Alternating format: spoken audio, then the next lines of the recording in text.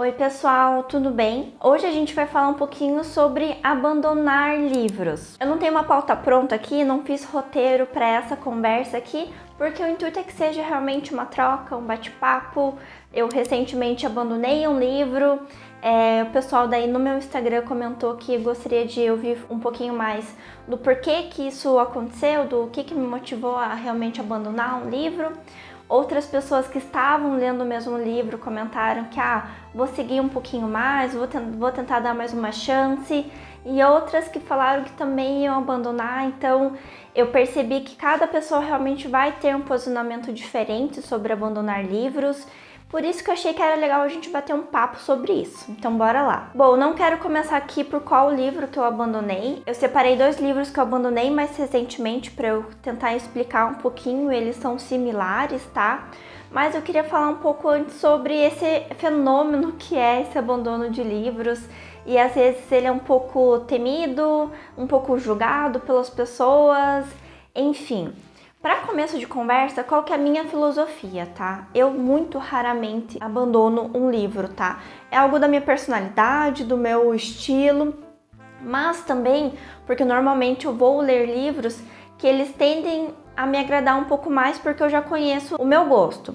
Esse ano especificamente eu li 2 livros que eu não gostei, que já tem resenha aqui no canal. O primeiro é Os Buddenbrook, do Thomas Mann, e outro é O Cérebro no Mundo Digital, da Marianne Wolf. Os 2 já tem aqui resenha, tá? Vou deixar aqui embaixo no card de descrição um link para caso vocês queiram assistir e saber um pouco da minha opinião sobre esses livros, mas eles não funcionaram para mim e eu consegui vencê-los, tá? Thomas Mann ali foi aos trancos e barrancos, foi aquela angústia porque eu não consegui me conectar com a história. E O Cérebro no Mundo Digital foi muito difícil porque eu achei que a autora traz pouca profundidade para o livro e é uma área de conhecimento que eu já estudei muito, então para mim acabou ficando um pouco pedante, né? Mas tudo bem, né? E qual que é a minha primeira abordagem? Esses livros especificamente que eu comentei, eu estava participando de leituras conjuntas sobre eles, né? Então tinha um grupo de discussão, a gente tinha as metas e tudo. Então o principal motivador para mim foi eu conseguir estar andando com o grupo, participar das discussões com o grupo, perceber ali as opiniões diferentes das minhas sobre aquela mesma obra, pontos de vista que eu concordo com eles, que eu entendo a relevância do livro, mas eu também entendo do porquê não ter funcionado para mim. Contudo, olhando em retrospectiva, eu deveria ter abandonado esses livros também. Eu fiquei muito naquela ânsia de, eu já paguei para estar aqui lendo esses livros, já paguei os livros, vou levar eles até o final. Mas o meu sentimento com eles só foi piorando, tá? Conforme a leitura foi acontecendo. Então eu sinto que eu fui mais me ressentindo com eles ao longo da leitura do que realmente aproveitando ali o que eu poderia, né, de certa forma, aproveitar dessa experiência. Então são livros que eu não quero ler, não quero voltar neles. O Thomas Mann, eu acabei criando ali um pouco também de receio de ler outras obras dele, apesar de eu querer, eu saber que ele é um autor que tem muita importância, muita relevância para o meio literário, mas eu fiquei com aquele pé atrás.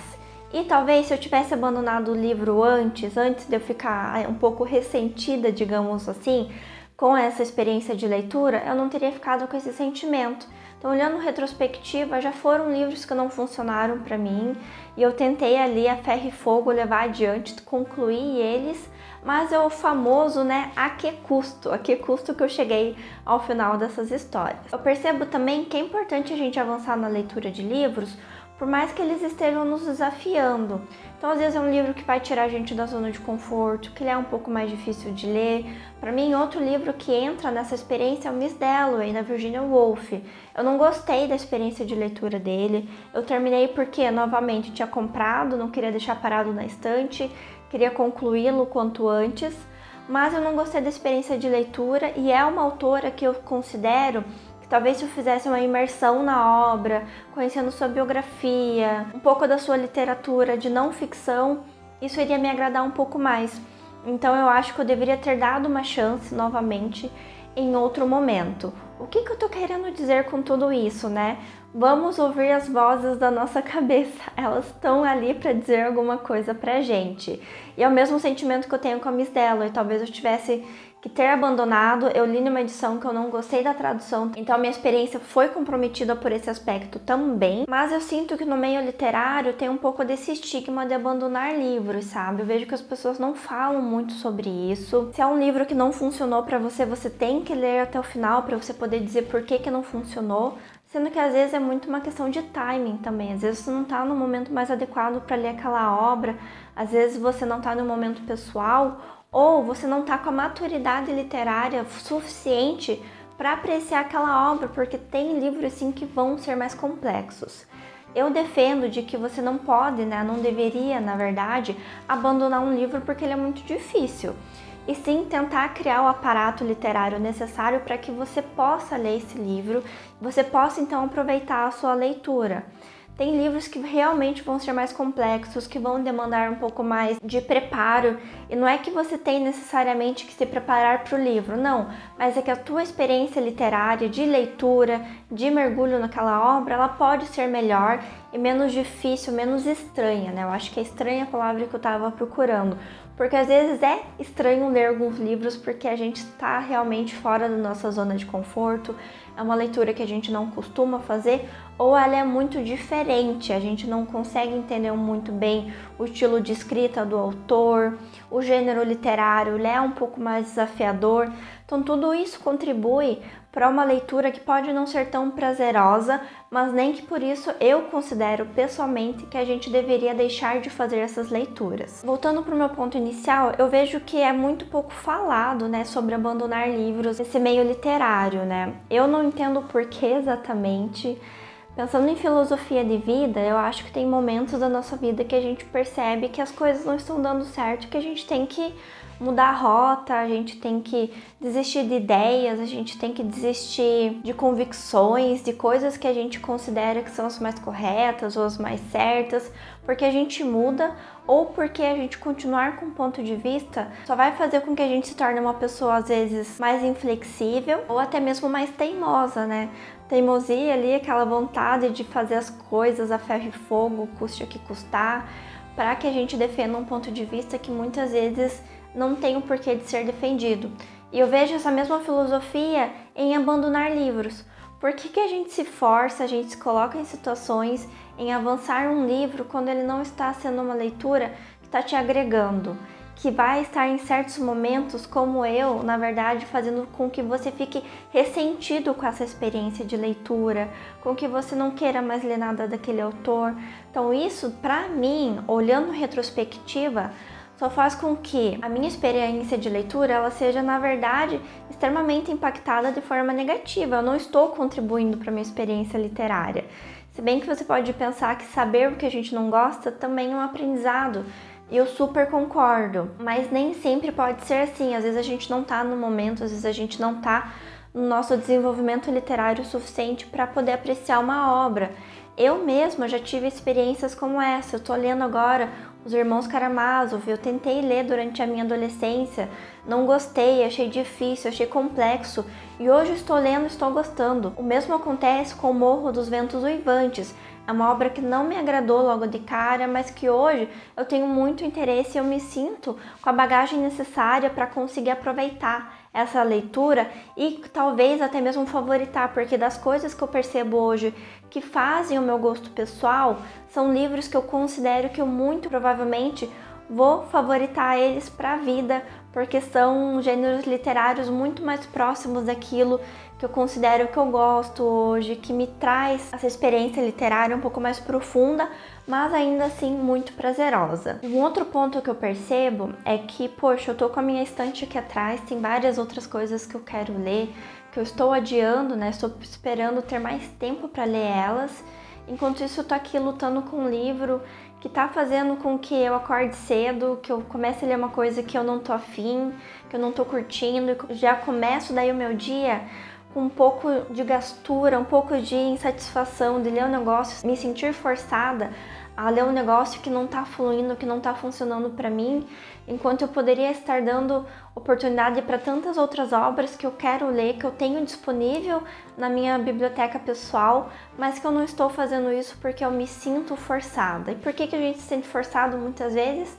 por esse movimento inconsciente que a gente tem como sociedade de que livros não podem ser abandonados, que a gente não pode abandonar coisas na nossa vida, na verdade. Ou que, principalmente quando se trata de uma leitura conjunta, que a gente não pode deixar essa leitura conjunta para trás, que a gente não pode abandonar esse processo de leitura colaborativa, com trocas, etc. Mas, novamente, tudo isso, né, quem diz pra gente? Ninguém diz, a sociedade nos diz, e não é por isso que a gente precisa pautar o nosso ritmo de leitura, aquilo que a gente faz dentro, né, da nossa experiência ali, que ela pode ser, e eu defendo que ela deve ser muito prazerosa, não menos desafiadora, mas sim prazerosa, por conta de livros que não estão funcionando pra gente. Então considere esse vídeo como um sinal para você se sentir permitido, né? Se permita abandonar coisas na sua vida, abandonar coisas que não estão funcionando para você, ou até mesmo abandonar livros que estão te desprendendo muita energia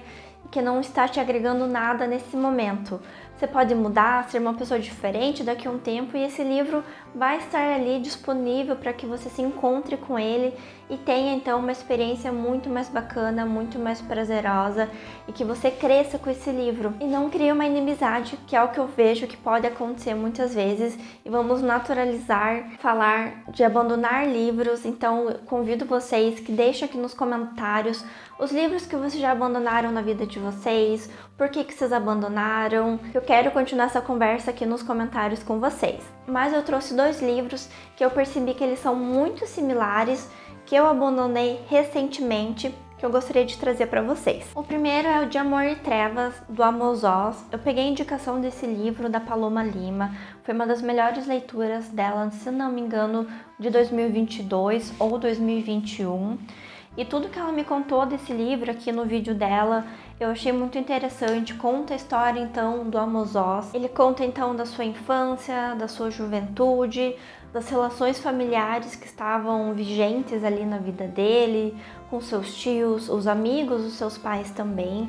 Ele teve uma infância muito produtiva no âmbito literário, ele viveu num ecossistema ali familiar onde a leitura foi muito valorizada, então ele desde cedo esteve imerso nesse universo. E é um livro que vai contar então também sobre a experiência que ele teve com a sua mãe, que cometeu suicídio, os efeitos que isso teve nele e em toda a sua família.